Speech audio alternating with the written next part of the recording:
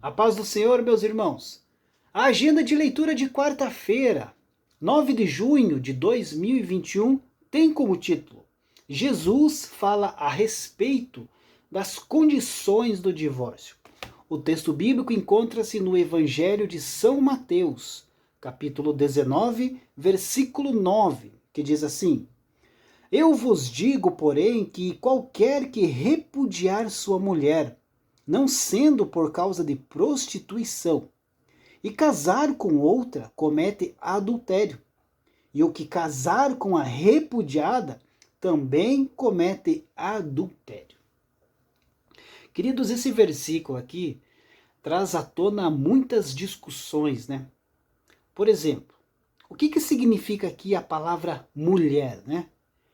Alguns consideram a lei do divórcio, queridos, válida somente no período de noivado, como no caso de José e Maria, por exemplo, lá no capítulo 1 do Evangelho de São Mateus.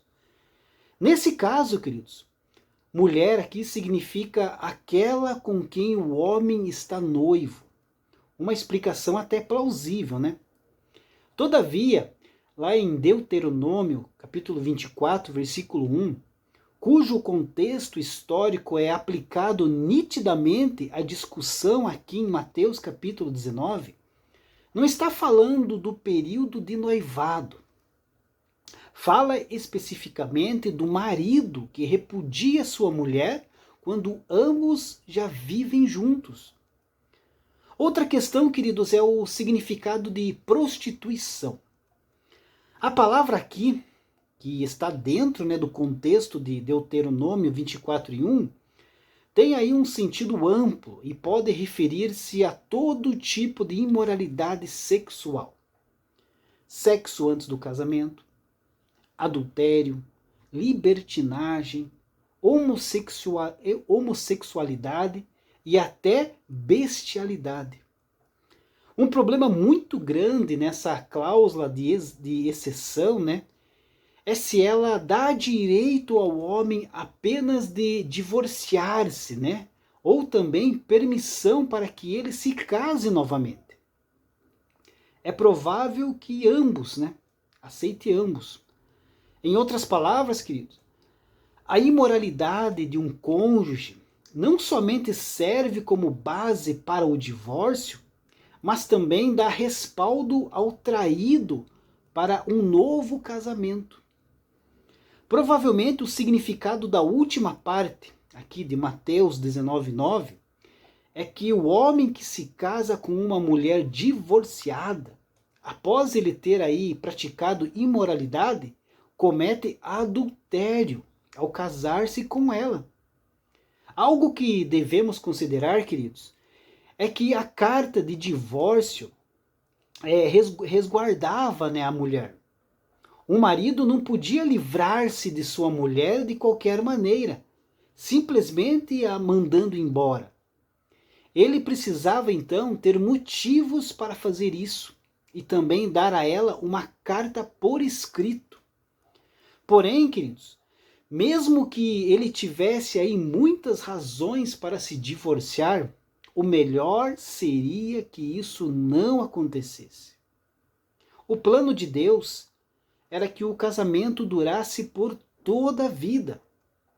Não é por acaso que a passagem sobre o divórcio, aqui no capítulo 19 de São Mateus, vem logo após a discussão sobre o perdão no capítulo 18. Nos dias de Moisés, assim como nos dias de Jesus, a prática do casamento estava muito aquém da intenção de Deus. O mesmo também é verdade nos dias de hoje. Jesus disse que Moisés deu esta lei apenas por causa da dureza de coração das pessoas. O casamento permanente era a intenção de Deus.